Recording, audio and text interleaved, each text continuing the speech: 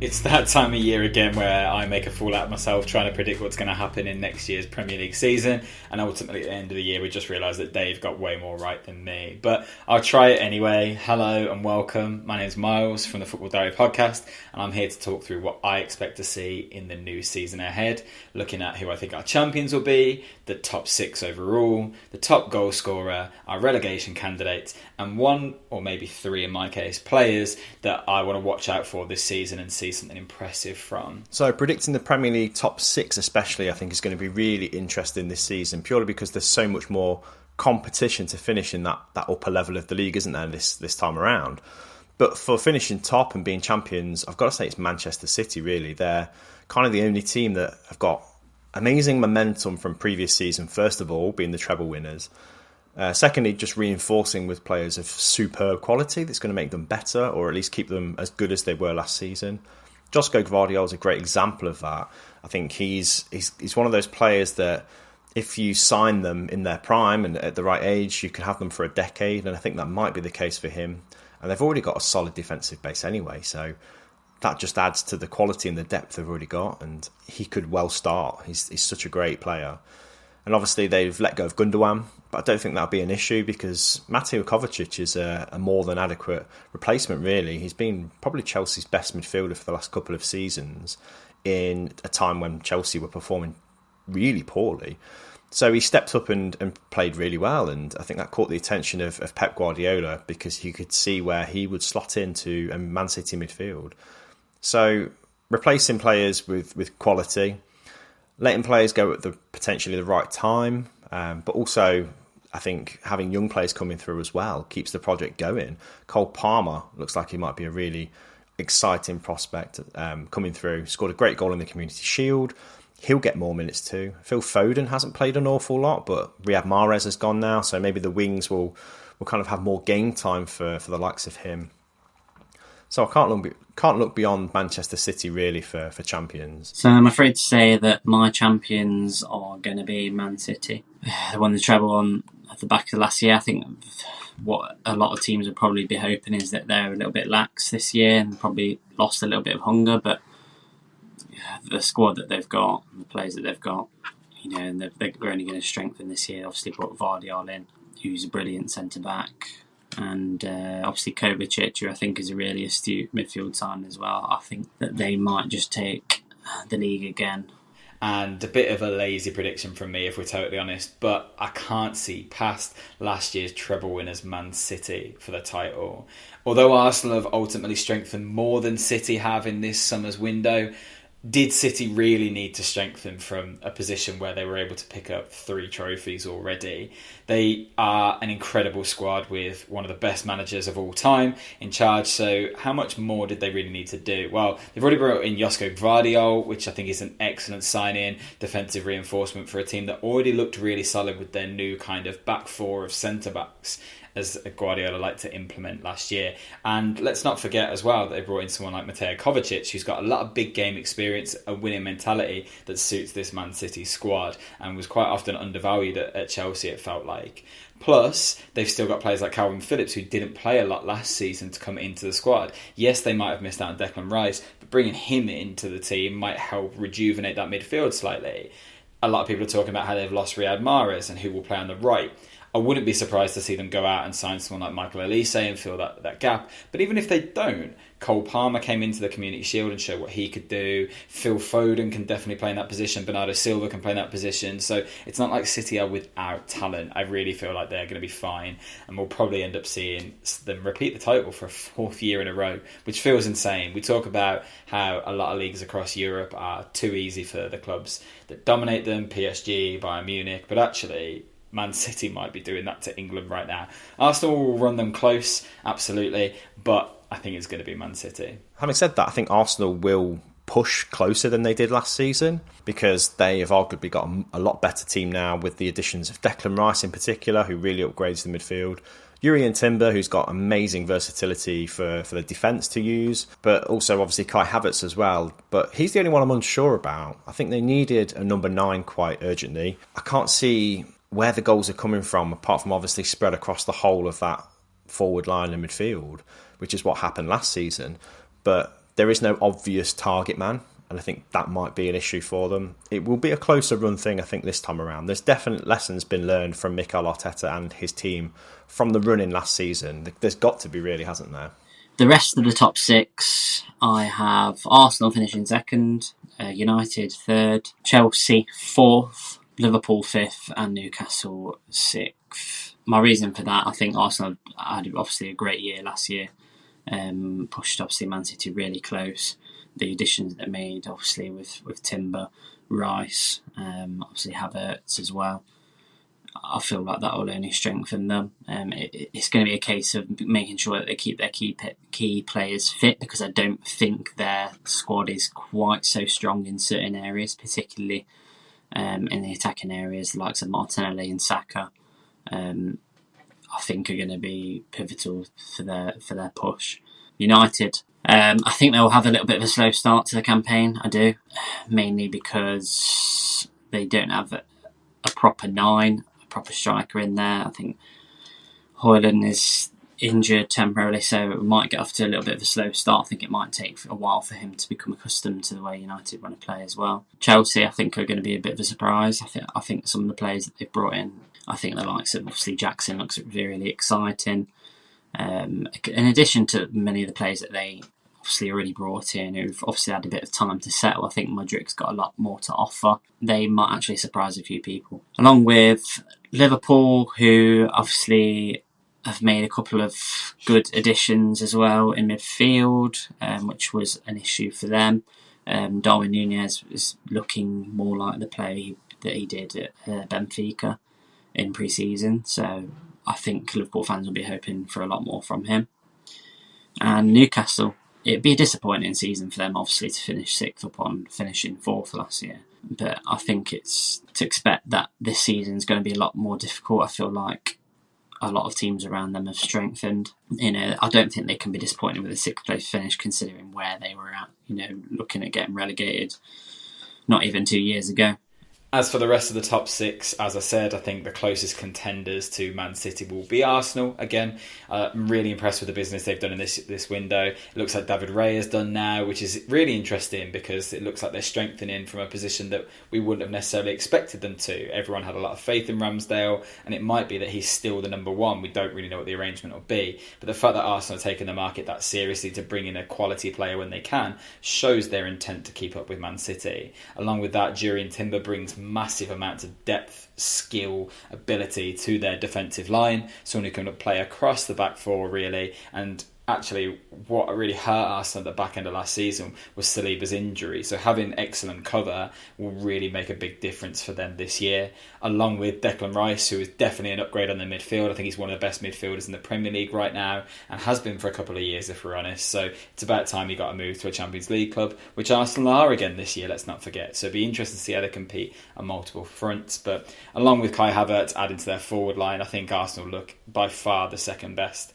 squad in the league, if not the best in some ways, but I just think Man City have probably got that winning edge that's going to take them over the top. So for the Champions League places, for third and fourth spot, it was a difficult one to kind of figure out who out of Liverpool and Manchester United would finish the highest. I think the fact that Manchester United are trying to juggle the Champions League, which is really competitive and really draining as well physically on a team, will probably be something that affects them in the league, because United's squad isn't the deepest. I think Liverpool, obviously they're going to be playing in the Europa League, but I don't think they will take that as seriously. I don't think they'll be gunning for winning the Europa League. It's not on their radar as a priority, whereas the league and establishing themselves as kind of challengers again for the top spot is more, I think, what Jurgen Klopp needs to do to kind of, restore his dented pride a little bit. They've still got Mo Salah, who's an incredible goal threat. They've got Dominic Szoboszlai in midfield with Alexis McAllister, which is a massive upgrade on the last couple of seasons in Liverpool's midfield. So I do think that they've got a better chance of finishing higher than Manchester United this season. Having said that, as a United fan, pleased to see the players that we've brought in.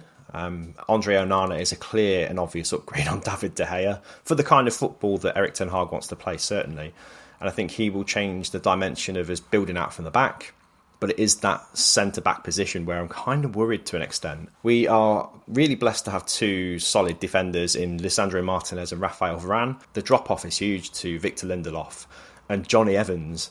How we've kept Johnny Evans, I don't know, but it feels like that's the board saying there's no more money, so this is what you've got, a free transfer. And Rasmus Højlund as our main goal threat now, the 20-year-old who comes with a massive reputation, I think, and loads of potential, could be brilliant, he really could, but it's a lot of pressure to put on a young man's shoulders. So where the goals come from, if not from Marcus Rashford or Højlund as he finds his feet, I really don't know. So the lack of a number 9 in this summer window to kind of have the experience to lead the line worries me a little bit. But I'd take 4th place, I think. I know that sounds unambitious, but the teams around us have kind of improved.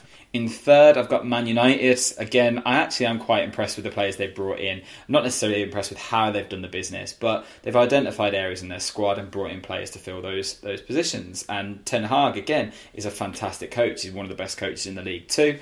And I wouldn't be surprised to see a few players there kick on even further next season, as I'll come to a bit later in the video. But I think Rasmus Højlund makes a lot of sense. I think it's a long-term fulfilment of that number 9 role, someone that Man United have needed for a long time. I don't want to put too much expectation on him for this year, but someone that will definitely produce something for them in the long term. I don't think it's enough to make them title contenders right now, but along with Mason Mount and of course changing their style at the back by bringing Andre Onana in, it's smart business, and Ten Hag's had a year of his philosophy being embedded now, so Man United look much stronger. In 4th, I'm going to go Chelsea because I actually think a lack of European football will really benefit them. Pochettino will have time with his squad and a lot of young players to help them develop into a system that suits him. And we know the kind of football he likes to play. He's well established in the Premier League. He's had some time away from management, but this is a really excellent opportunity for him. And they've looked really sharp in pre-season. Really unfortunate that Christopher Nkunku's picked up an injury, but I do think this Chelsea squad, with all the attacking talent they've got, if they can just sort out who's going to play in that midfield and maybe recruit a bit further in those areas if they can't get Moises Caicedo in, I think it's easy for them to kind of focus on the Premier League without the distraction of any European football, use this as a season to build themselves up and get back into that top European competition so they've got even further to aim the season after. I think Pochettino can get them there. And another team I think that's got a lot to kind of make up for this time around is Chelsea. I don't think they'll have as bad a season as last season by any means, and I think having Pochettino at the helm instead of Graham Potter or Frank Lampard instantly kind of upgrades them anyway. And they've signed some players who I think could really be special this season. Nicholas Jackson I've got high hopes for goals for the team, and I think strikers has been a problem area for Chelsea over the recent years, hasn't it? I still think they do kind of need that number 6 position fill-in, which obviously they're looking for Moises Caicedo to fill that. At the time of recording, he isn't a Chelsea player yet, but they do need to address that position really with N'Golo Kante not being there anymore. So for the top 6, I've not included Newcastle in the top 4, as you've already seen, but I'm not going to include them in the top 6 either because I think there's a team that's better than them, and that's Aston Villa. Aston Villa have improved so much in 12 months. They're probably one of the most, if not the most improved Premier League team. Unai Emery has worked absolute wonders with the squad that he had and turned players that were underperforming into firing on all cylinders. So they finished the season on an absolute high, and I think he's added real quality to that squad. The fact they've got Moussa Diaby is a real steal. I think he's a player that will add an extra dimension to the attack, take the burden off Ollie Watkins. It will definitely bring goals and assists to the team, and Villa need that because Watkins shouldered the burden of attacking play for the whole of last season, really, didn't he? The steal of the century has to be Yuri Tielemans for free. Yes, he's not the Tielemans of 2 years ago. He's probably been scarred slightly from his Leicester experience. What team in the top 6 would not have Yuri Tielemans as a free transfer? I think he's an exceptional midfielder. And Villa's midfield is probably one of the best in the Premier League. And the cherry on the cake is probably Pau Torres. What an absolute coup for Unai Emery to get Torres in, who was kind of sought after by the majority of Europe, it felt like at one point.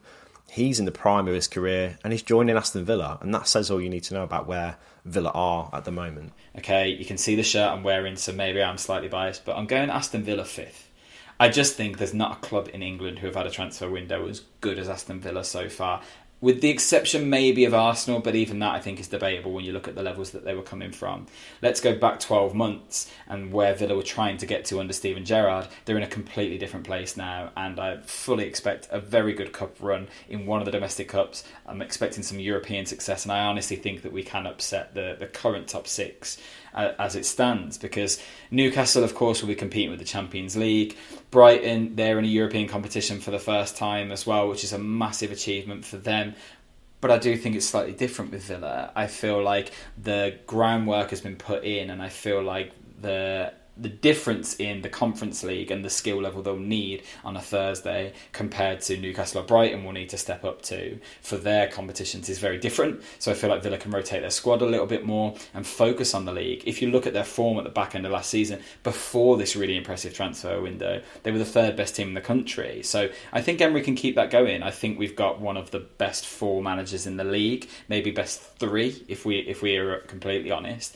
And that will really help push this Aston Villa side. The only difference is now there is a bit of expectation and people are starting to notice us. But with the players like Moussa Diaby coming in, Yuri Tielemans, Pau Torres, these are elite level players that I don't think Aston Villa fans would necessarily expected to come into the club 12 months ago. So with that comes a new expectation in the league. And I honestly think we can outperform some of the teams that are typically in those top 5 positions. And if the coefficient goes the right way, 5th could mean Champions League football, and we know that ultimately that's been Villa's goal: get back to the Premier League and get back to the top European competition and see what we can do there.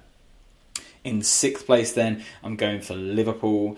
I'm really impressed with the signings they have made. I'm not so impressed with the lack of signings in other areas, though. I think Szoboszlai looks like an excellent player, will suit their team really well. Same with Alexis McAllister. But letting 7 midfielders go and bringing in 2, and letting all the leaders in your midfield go, Jordan Henderson, James Milner, Fabinho, and not replacing that characteristic, that could be really difficult too. Along with, let's be honest, there's such an obvious hole in their squad defensively. Last season we didn't see enough of them defensively to give anyone any kind of confidence, and they've not done anything to address that yet. Obviously they've missed out on a few key targets, and it looks like they're being priced out of the market in a lot of other areas as well. Liverpool aren't necessarily willing to enter some of the bidding wars for players that were on the market earlier in the summer. So now they're left looking at players like Romeo Lavia from Southampton, who I'm not sure that's the sort of player that propels you back into Champions League football, particularly when they have still got a European schedule that will be tough in some of those games for them in the Europa League. Absolutely. I think they need to figure out really quickly who their forward line is, because they've got amazing options, and I have no doubt that they'll absolutely batter some teams and will fly goals in for fun. Their forward line looks like it's really electric in pre-season, but defensively I just don't think that's enough to get you through a season to just be someone that scores goals. You need to have that solid base, and I don't think Liverpool have that. I do have them as 6th because I don't think the drop-off will be that severe. I can't see Tottenham catching them, particularly if Harry Kane moves on. I think Newcastle, like I say, might struggle with that Champions League, Premier League kind of priority. We've seen that before with teams. We saw it with Leicester, of course, and I think Newcastle will do really well to try and get out of the groups in the Champions League, for example, and then that means their focus might drift from the league slightly. But that's where I've got my top 6 currently: Manchester City, Arsenal, Manchester United, Chelsea, Aston Villa, and then Liverpool. For relegation, I have gone for Bournemouth, I've gone for Luton, and I've gone for Sheffield United. Bournemouth, I just think they did really well to stay up last season, especially considering some of the players that they do have in their squad. I feel like there's a few that they do need to improve upon. But I just think it's going to be such a strong league, especially down the bottom. I think there's going to be a lot of teams that are able to take points off of each other. You know, you only had to look at Forest last season, the season that they had. They did outstandingly well to stay up. Sheffield United, they are losing probably the 2 best players at the minute in Sanderberg and Ndiaye, who's gone to Marseille. I think they're struggling to bring players in at the moment. Luton obviously did miraculously well to get promoted last season. I feel like they'll do so well to stay up.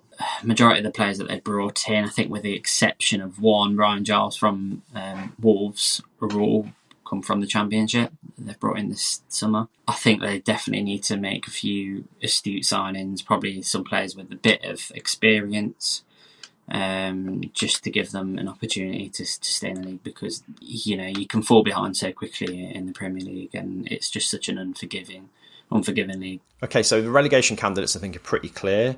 Luton, will finish bottom. They're not a strong enough squad. They've been promoted well before their time, really. They're not ready for Premier League football. Their stadium's not ready for Premier League football. And I'm sorry, but signing Ross Barkley on a free is not going to boost you enough, really, is it? So I think they will struggle to stay in the pace and stay in the Premier League ultimately. And Sheffield United are in a similar position. You need to upgrade your team enough to sort of keep your head above water. They haven't done that. So those two are clear candidates for relegation for me.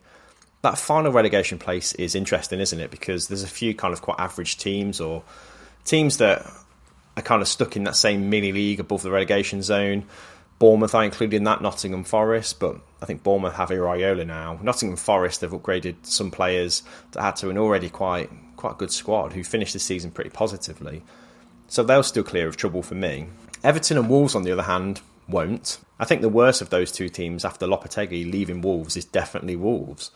They haven't strengthened, they've been limited to free signings, and I think they moved the goalpost so many times during the transfer window for what Lopetegui had available that he just said enough is enough, realised they were kind of doomed, I think, to an extent, and walked. And I don't blame him. Wolves are definitely doomed.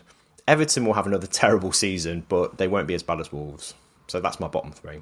Relegation candidates. Well, some news broke, obviously, recently that might have affected some people's thinkings. And I'm going to be honest with you, they were already in my thinking. One of the teams that I think will go down is Wolves. Now, Julian Lopetegui has now left his post at Wolves, which is breaking news to us while we're recording.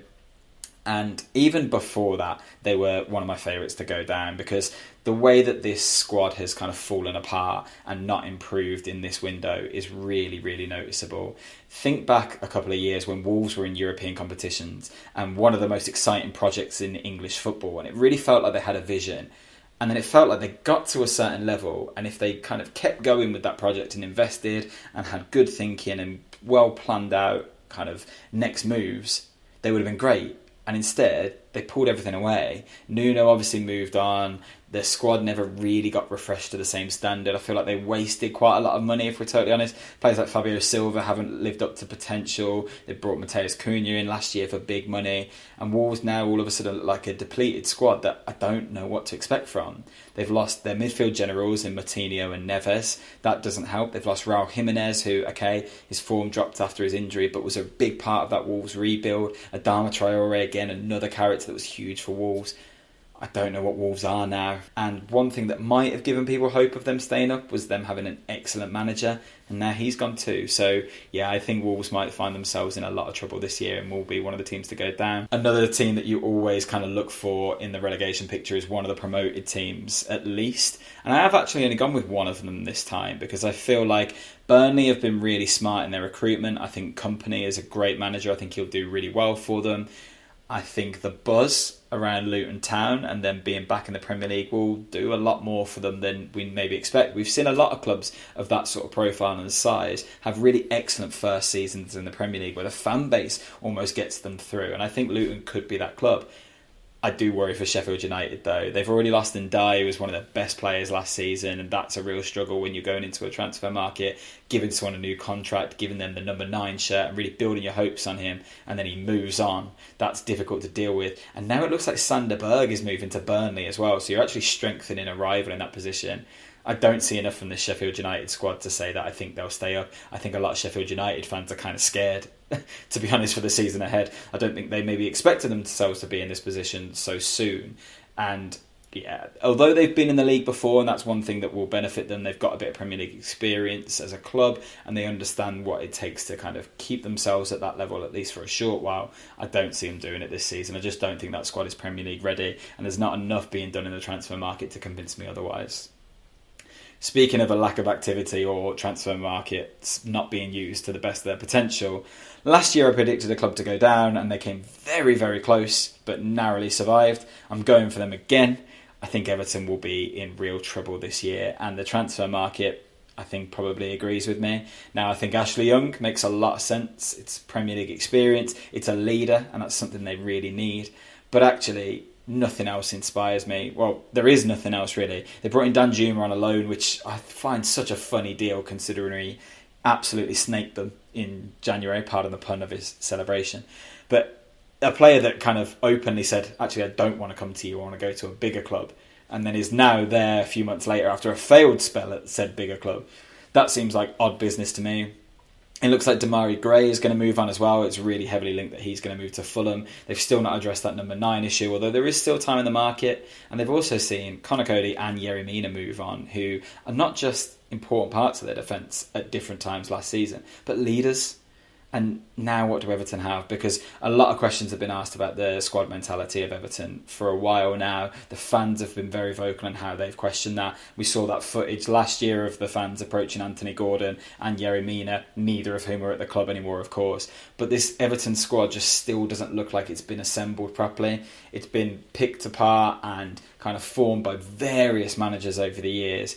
And Sean Dyche still hasn't had time to put his stamp on things. And I just think it's been couple of seasons too many now. It's about time that Everton kind of go, if we're totally honest. They're not pulling up any trees in the Premier League. They're not good to watch. They've not invested in the squad to make themselves any better. So does anyone want them around anymore? I think even Everton fans might be happy with a year in the Championship because it's not fun. My one to watch is Nicholas Jackson, who's just signed for Chelsea for £32 million. 10-15 years ago would have sounded like a lot of money.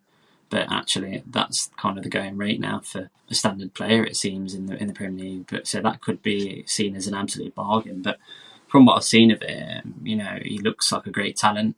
It looks like he would suit a counter-attacking team. So I think he's got a bit of versatility. He's able to link up really well. So yeah, I think it's a great piece of business for Chelsea, and I think he looks like he could be a real good addition to the Premier League. Okay, moving on to the ones to watch, really. The players that I think will surpass expectations or haven't really been earmarked for greatness, really. I think the main one for me is Nicholas Jackson at Chelsea. I think Chelsea have been crying out for a confident striker with a pedigree that's going to come good. And it might well be him. I think he's had a great pre-season. He's got the number 15 on his back, which is Drogba's number. So, just saying, maybe he's channeling that Drogba energy. I think we've slept on his talent and his ability this summer. And I think Chelsea have recognised that and swooped really to get a player that might prove to be an absolute bargain. Season one that I really want to keep my eye on is one of the Villa boys, Jadon Philogene. He had an amazing pre-season. He got himself into the starting lineup for every game really and really shone and showed that maybe Villa have to do a little bit less in the transfer market than we were expecting. In the US tour in particular, he was lightning quick. He was able to play as almost like a wing back and move forward up the pitch from defensive positions. He was creative, he was getting into poaching positions, and he shone at Cardiff last year as well. So that's someone that I'm really interested to see in the Premier League. But if I try and take my Aston Villa hat off for a second and look at other players that might impress, there are two slightly more high-profile names than Philogene that I kind of want to keep my eye on this year. The first of which is Noni Madueke, who came into Chelsea in January. A young player from the Eredivisie, obviously English as well, who I don't think there was a great deal of expectation on at the time because Chelsea had so many wide players already and had Raheem Sterling. Mudryk was obviously much more money. So I think Madueke already kind of overperformed what you expected in his first half of season, and he looked like one of the bright sparks in a pretty poor Chelsea team. And actually, if you look at that right hand side with the uncertainty around Hakim Ziyech, who apparently hasn't even got a squad number in this year's Chelsea team, it feels like that place is Madueke's for the taking, unless they move Sterling over to that side. And with a long season ahead where they're trying to get themselves back into European competitions, and I have no doubt that Pochettino will fancy some cup runs as well, I think Madueke will get quite a lot of game time, and I wouldn't be surprised to see him get himself into the England squad as well, because he's done really well for the under-21s already. It's someone that we've seen play at the top level over in Holland, and I think a full season in England under Pochettino as well, I think that's a perfect fit. I'd really like to see what he can produce. And then the other one is a bit of a shout out for my Man United presenting colleagues here. And it's not a groundbreaking shout again because it's someone we already saw last season. But Alejandro Garnacho, I think, is in for a huge season with Man United. Because it doesn't seem like Ten Hag is still overly convinced by where Jadon Sancho fits into that team. I think Anthony will come in and out, of course. He's kind of the one that he wants to invest on in the wide areas. And eventually, when Højlund is ready, he will play as the number 9, moving Rashford to that left-hand side. I don't think we're going to see that at the start of the season, and a lot of Man United fans have been talking quite openly about Højlund needing that time to bed in. Of course, he's also injured at the moment, so we don't know when to expect him back. But that gives Garnacho a really big chance. And again, Man United trying to compete in multiple competitions, including the Champions League. Garnacho and his fearlessness is something I'm really excited to see. That's something that Man United have always kind of thrived on. Having a player who's willing to beat a man, go down that left-hand side and really attack. That's what fans want to see. It's what gets you out your seats. And Garnacho feels like that. I think it's really telling that they've just released their 3rd kit, and the video for it, which is hilarious, by the way. If you haven't seen it, please do go and watch it. Features Roy Keane talking about what it takes to wear the red devil, and what it means to be a Man United player. Garnacho's a big part of the video, and it feels like Man United are aware that he's got a massive future with the club. So he's one that I really want to keep my eye on for this season. But if you're asking me to pick just one, Mike, of course I'm going to go with the Villa boy, and I'm excited to see what Jadon Philogene does. And also I think one to watch is Alejandro Garnacho. Now, this player's got the kind of swagger I haven't seen since Cristiano Ronaldo. I think he knows he's good, and I think Erik ten Hag tries to manage that edge that he has and tries to keep his feet on the ground. But he's a brilliant player. He's got the most natural ability I've seen for a long, long time in any forward player for United. I'm excited to see what he can do. I really am. It could be a breakout season for him. I think it will be. I think he'll get plenty of minutes, and I think whenever he does come on, I think he'll be so good for United that he'll be difficult to ignore. So watch this space for Alejandro Garnacho. Bear with me, I'm going to go with a bit of an outside shout for top scorer, actually. Maybe someone we're not expecting and won't be mentioned on the video as a whole. I'm going to go for Erling Haaland. Yeah, it's another lazy one from me, if I'm totally honest. Last year's record goal scorer as well, someone who broke Premier League records. Do you really see him dropping off or anyone catching him? No. It's another year of him being embedded into Guardiola's system. It's another year of him getting to know his teammates that he's already built really good bonds and relationships on the pitch with. I just think, if anything, we might see him break his record again. In fact, there you go. My prediction was a bit safe, so let me go for something a bit more outlandish. I'm actually going to go as far as to say he'll break the Premier League goal scoring record for a single season again. My top scorer, I won't be surprised to anyone, considering the season that he had last season, Erling Haaland. How can you look any further than Erling Haaland, really? There's not really a massive out-and-out goal scorer to compete with the kind of level of service that Haaland will get, and also how bloody brilliant he is. He's just so ruthless, isn't he? So determined to score. So I think he'll get the golden boot again.